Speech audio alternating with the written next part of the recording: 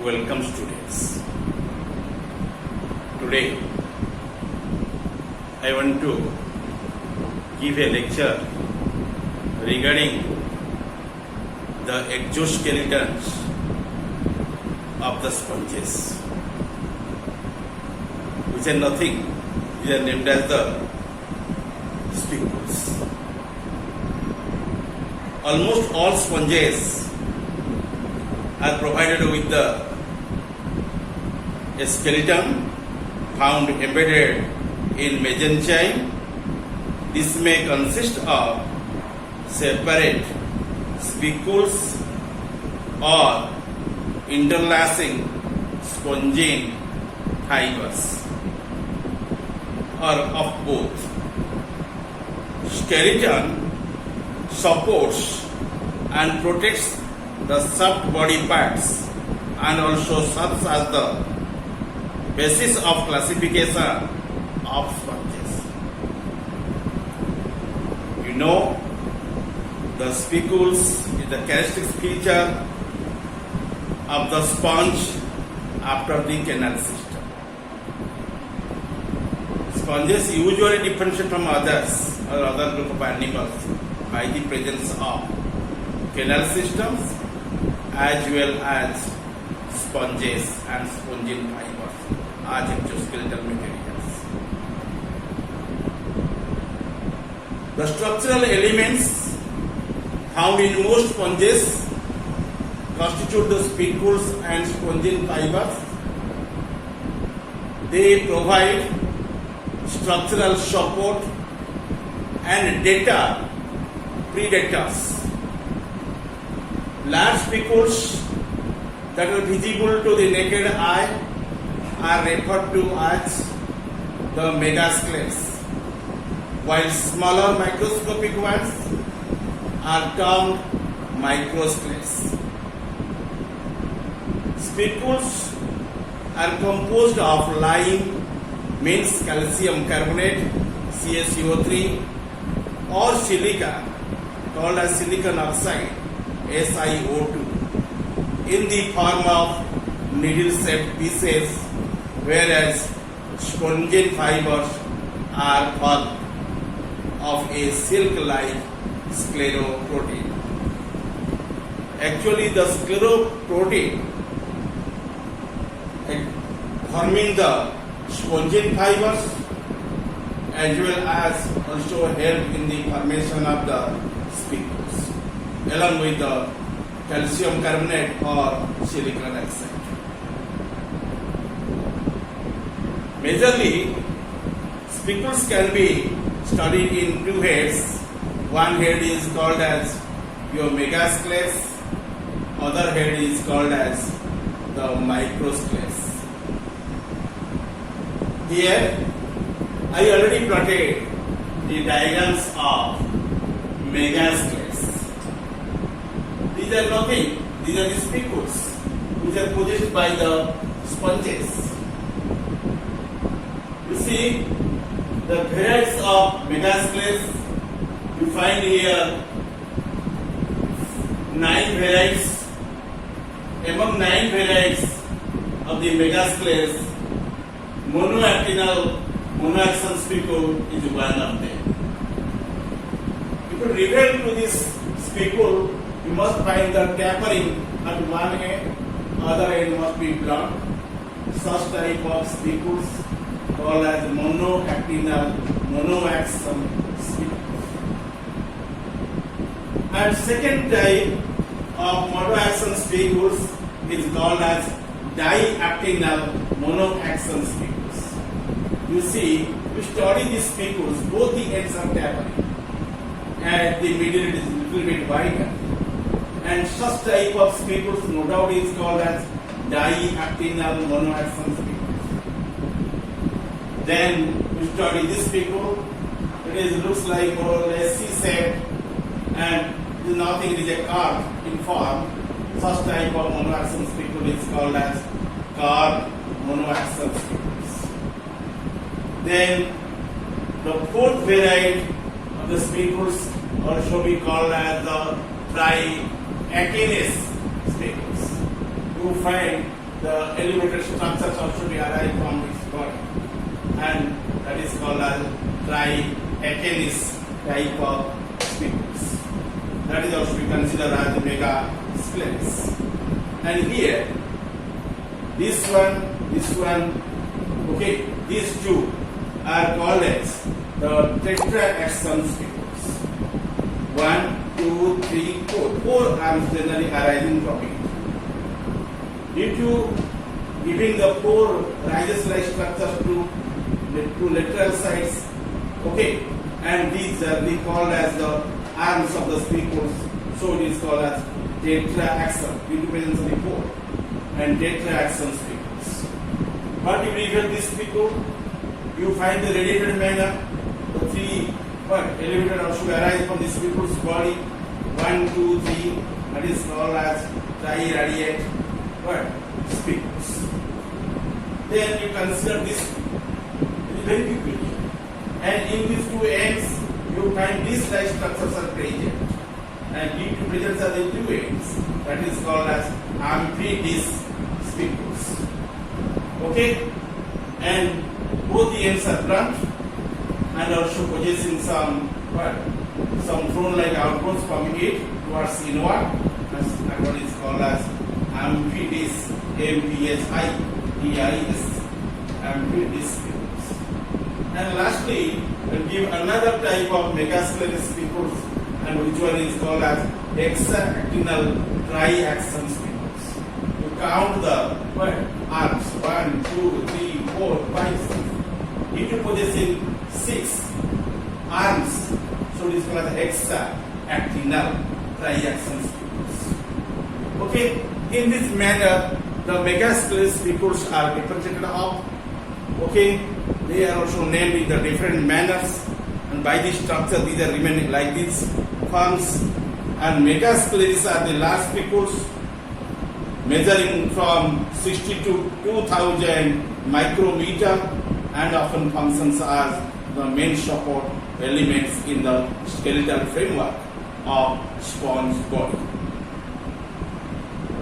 Okay, and then you know what is megascleris. Megascleris means, no doubt, these are the spicules which are large in size in comparison with the microspicules, and the microscleris are very diminishing forms, but megascleris are little bit larger in comparison with the microscleris, and that is also varies from 60 to 2000 micrometer. Okay, and according to the size, and the spicules are classified generally in the 2 types I before listed to you. One is the megascleris, other one is called as microscleris. Here the megascleris has been developed in form, and functions are the main support of the elements in the skeletal framework of the spongy body. They will be established in your 5 types. First type is called as the stronglets. First one is called as stronglets. Strongyles. Stronglets. Stronglets are the megascleris with both the ends blunt or rounded. That type of your megascleris are called as the stronglets. Okay, and second kind is called as styles. Styles, and styles are the megascleris with one end pointed and the other end rounded. Such type of your sclerosis also be called as megasclerosis, and particularly that variety is named as styles. And fourth one is known as the turnotes. In turnotes, spelling is Tornotes, turnotes, and turnotes are the megascleris with a spear-shaped ends. Okay, and that is called as turnotes. And fourth variety is called as tylotes, Tylotes, tylotes. Remember, tylotes are also be called as megascleris with knob on the both the ends. Okay, that type is called as tylotes, Tylotes, tylotes. And fifth one is called as the triachenes type of spicules. You also find here. Triachenes, you mark the spicule, that is called as trianage spicules. Okay, in trianage are the megascleris with a one long, must find one long what? One long and what? The ray, and other three are the short rays, and they include your anatrians and orthotrians and prototrians, and these are the three varieties. I already depicted the megascleris types of spicules to you, and second kind of your scleris also be called as microscleris, and microscleris are very small spicules measuring from 10 to 16 micron and are not part of your main support element, and they may mainly occur in the mesentery. Before I stated to you, the body wall of the sponge usually two layers. Two sublayers must be remain in the body wall, so the organism is called as diploblastic, and in between these two layers you find one area that is wider area, and in there you very few types of cells must be noticed like amoeboid cells, and you also find in there some what? Your offense defense, your organs also be remain in there. They are named as your spicules and spongine fibers. Okay, and mesenchyme areas, that is the position of the spicules. Spicules are remaining in there, and they can traverse through your ectoderm or epiderm or pinacoderm to the outside as outgrowths, and by them other organism will not be attached to it. Generally, it provides the structural support, no doubt. It also helps in the deter predators. Predators are also afraid to catch it or hold it. Okay, then you study detail about your microscleris type, and majorly in your mesenchymes you find microscleris type, and microscleris types are also be likely majorly 5 types. They are named as your anisocials are the microceals with dissimilar ends, and cheli are also be called as the microceals with the shovel-like structures on the ends, and third is known as euasteres are the also star-shaped microscleris with multiple rays radiating from the common center, and fourth variety is known as forceps. Forceps are also called as the microscleris and bend back on themselves. Then the lastly your isoceals, and these are the microceals no doubt, and with two similar ends. Okay, and these are generally differentiated well in there, and but you study the polyaxons, the spicules, and they should be considered about the microscleris types of spicules.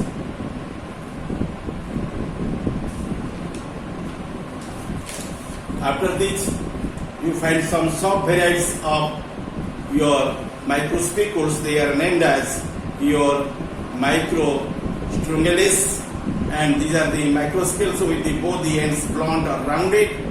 And next variety is called as your oxias.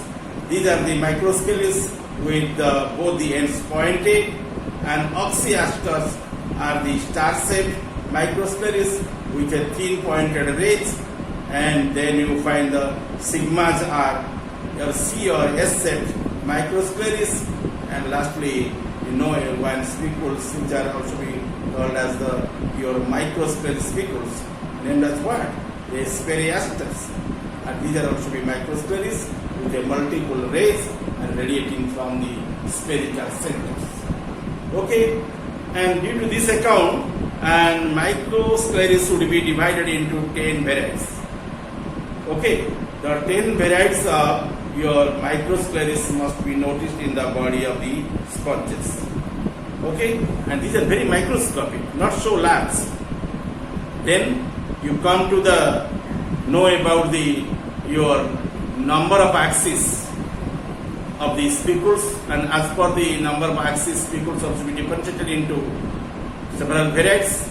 Mainly you find the core varieties in here, and these are named as your monoaxon, triaxon, tetraxon, polyaxon. Okay, and that is based upon the what? The number of the axis present in the raised spicules, and maybe how much types? 4 types. What are these? Monoaxon, triaxon, tetraxon, polyaxon, etc. Okay, the monoaxon spicules. Mono, you see that? I already described it diagrammatically to you. These spicules grow along a single axis. These may be straight needle-like or rod-like or maybe curved. Okay, you mark there, their ends may be pointed. Your knot are also hooked. If the spicules has only one pointed end, it is called as what? Monoaxonal. Okay, and monoaxonal. If there are the 2 points, it is called as what? Diaxonal. It is called as diaxonal. After these 2 varieties of the monoaxon spicules, you also find other types of monoaxon spicules. And specifically, you know another spicules which one consider as the monoaxon spicules, but both the ends are not possessing the pointed ends. In lieu of the pointed ends, you must find their disc-shaped structures are there at the both ends. Such type of spicules are called as ampere disc spicules. This one, ampere disc spicules. Okay, and I will also be explain about the monoaxon spicules to you in here. Then I shall explain you about the triaxon spicules. In triaxon spicules have 3 axes that cross one another at the right angles to produce the 6 rays, and these are found only in the class your hexaactinidia. In there you find your triradiate spicules, like also here double 2 are remaining in there. 2 into 3 is equal to 6. Okay, and that is also be generally formed by the triaxon spicules. The triaxon spicules have 3 axes, and that crosses one another at right angles to produce the 6 rays, and these are found only in the class what? The hexaactinidia. Then you know about the tetraxon spicules. Here I presented 2 diagrams to you, and these are the tetraxon spicules. They will be remaining in this form. And spicules consist of the 4 rays radiating from a common point, and triradiate are also be tetraxon, in which one of these 4 rays is lost. Okay, your tetraxon spicules converted into the triradiate spicules ultimately, but initially they will be formed as the tetraxon spicules, like this form or in that form. Okay, then lastly I explain you about the polyaxon spicules, and in these spicules there are several equal rays and radiated from your central point. Okay, such are known as polyaxon, or common among the glass sponges. They are very common in the glass sponges body, and these are nothing. They are called as polyaxon spicules. They will be remaining like this.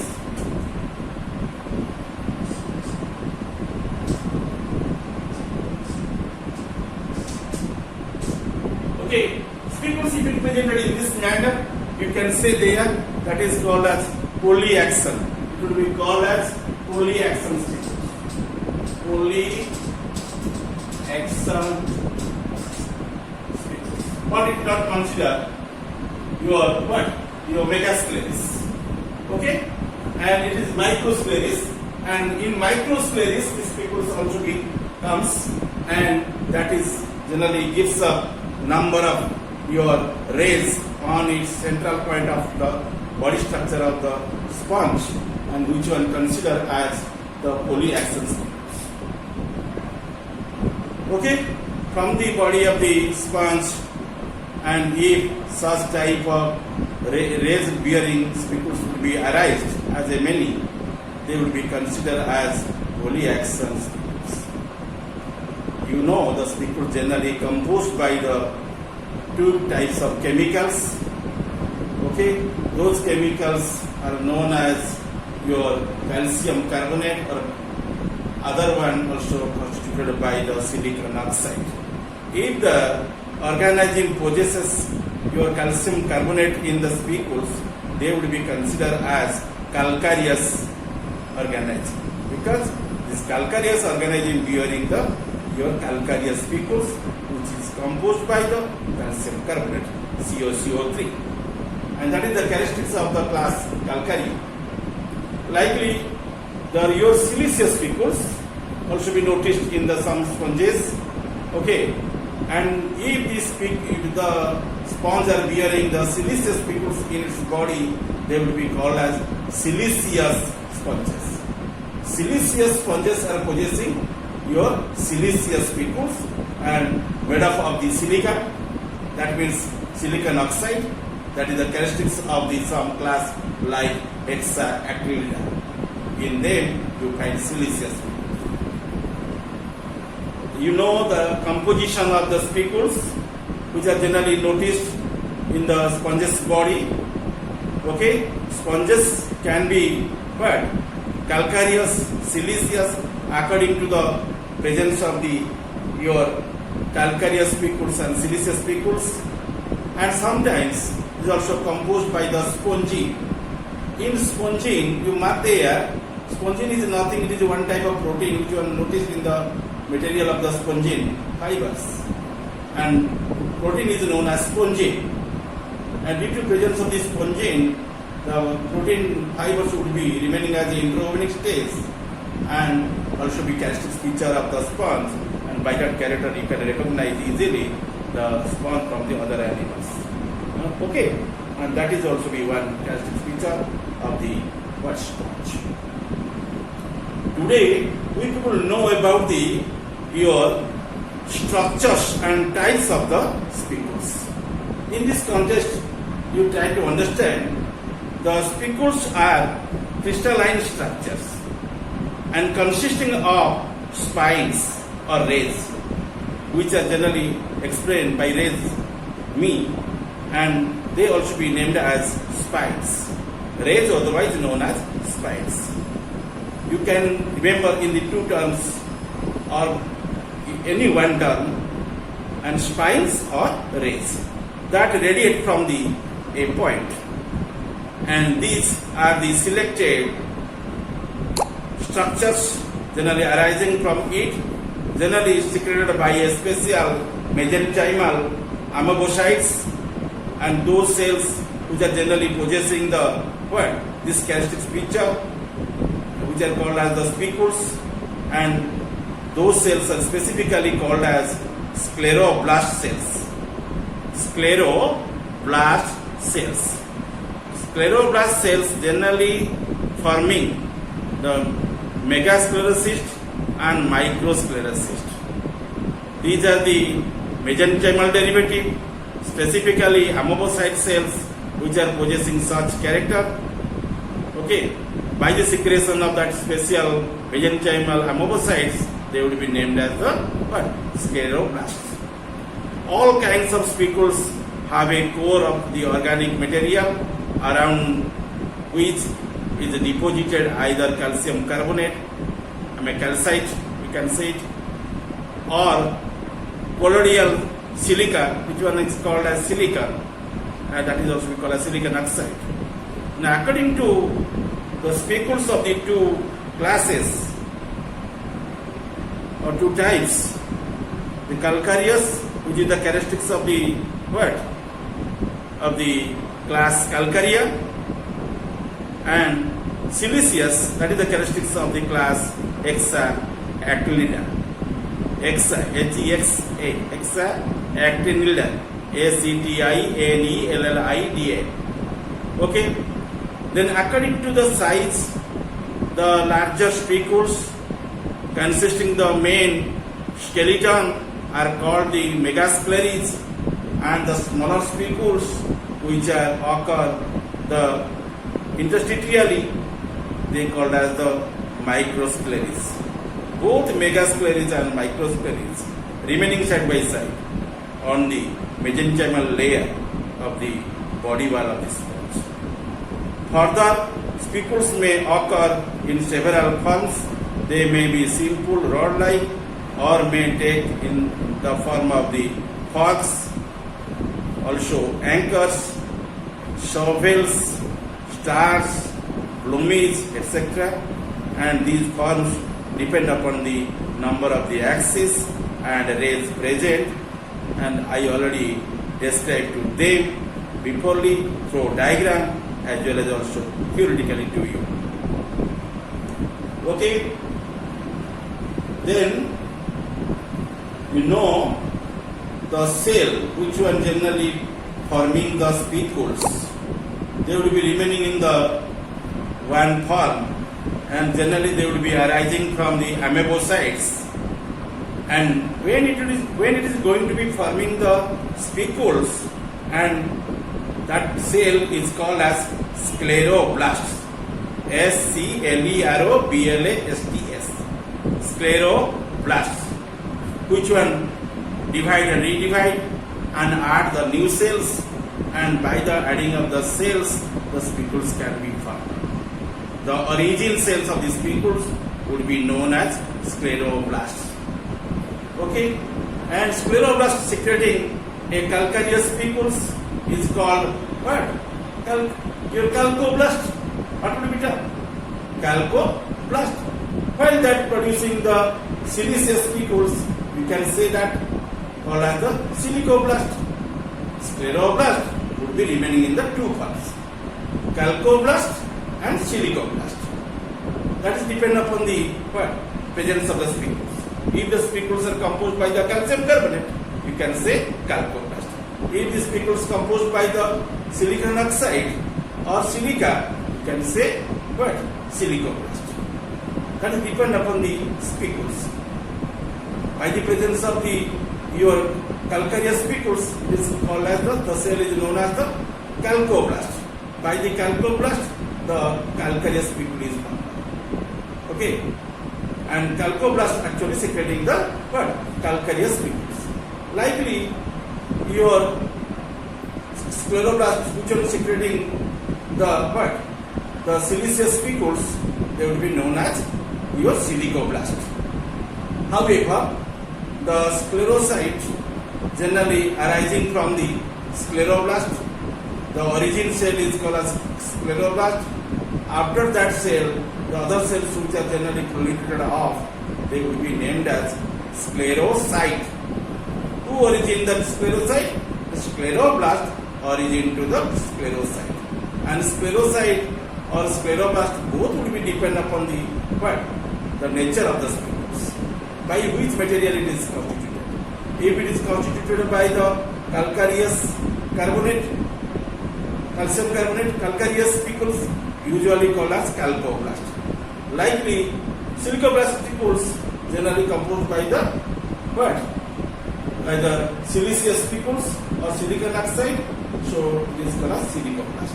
However, and they also be formed laterally, the cells, and from your calcoblast you find the calcocyte, from the silicoblast you find the silicocyte. However, in commonly this term can be remembered in the only one term, that is called as sclerocyte. That means sclerocyte originated from the scleroblast. The sclerocyte begins with an organic filament and added silica to it, and spicules are generally elongated at a rate of 1 to 10 your imprint per the hour, and once the spicules reaches the certain length, and it protrudes from the sclerocyte cell's body but remains within the cell membrane, and occasionally the sclerocytes may begin a second spicule while the first is still in sponges. Okay, then you know about the developmental of the monoaxon spicules and development of the triradiate spicules. Certainly. You see, spicules will be presented in this manner.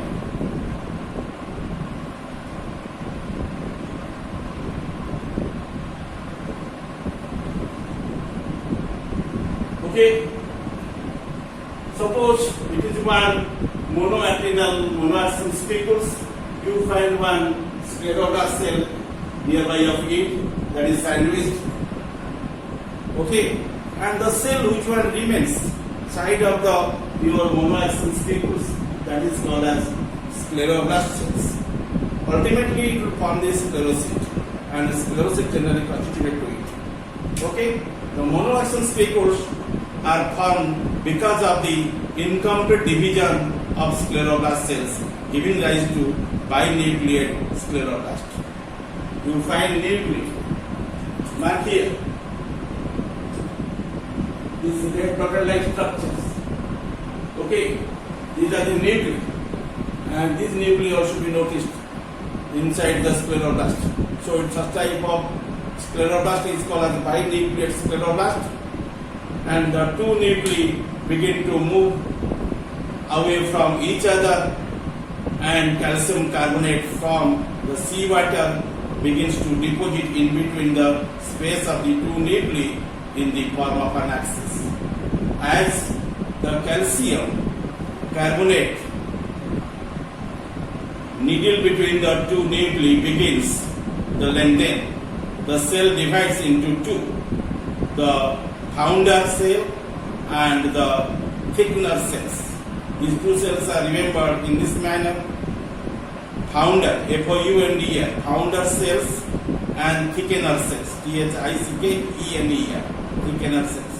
When the spicules is fully formed, both these cells detached and wander off into the mesentery, and it is formed such a manner, and that is called as your development of monoaxon spicules.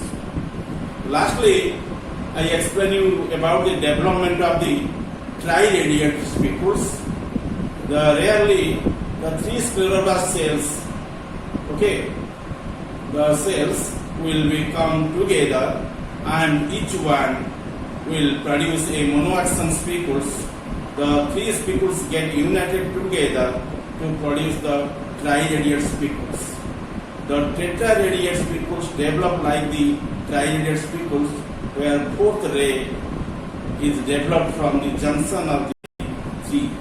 So that is called as tetraradiate spicules. Okay, you observe the spicules in there. You mark here. Spicules should be remaining.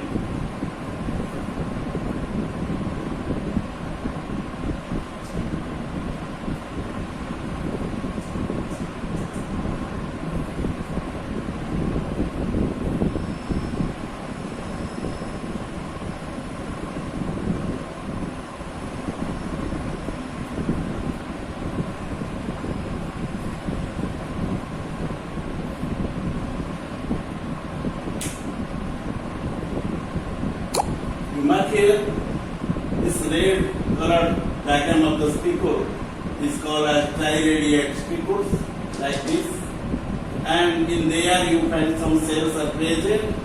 These are called as scleroblast cells. Ultimately they will be synthesizing the sclerocyst. However, it may be composed by your calcium carbonate or silicon oxide. That will depend upon the nature of the spicules. Okay, and that will be generally formed by the position. Rarely three scleroblast cells will come together and each one will produce monoaxon spicules.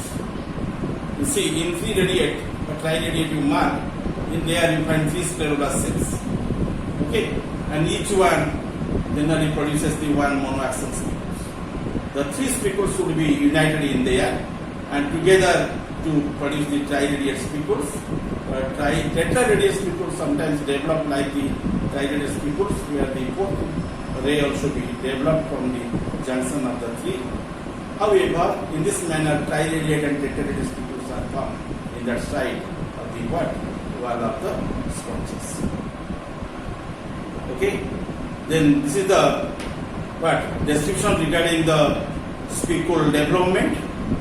I expressed this description on the two different heads, monoaxon spicules, development of the monoaxon spicules and development of the tri-radiate spicules to you.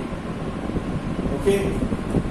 Then the other material also be present in the mesenchyme, and that is nothing, that is called spongine fibers.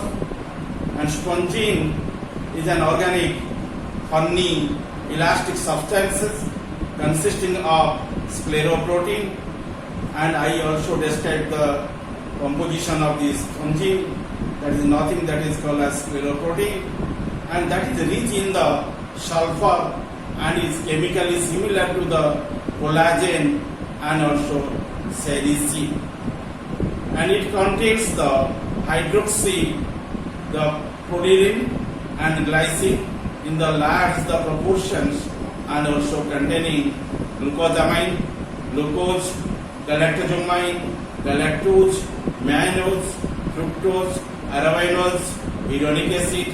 These are the composition material, and by them spongine fibers are formed. Spongine is insoluble in water and also acids, but soluble in the alkaline like the potassium hydroxide KOH, and it is chemically inert and cannot be digested by the digestive enzymes. And spongine contains a large amount of iodine, up to 14% in certain tropical species of the sponges.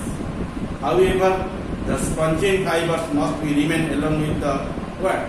Your spicules and constitute the body wall along with the epidermis and also endodermis.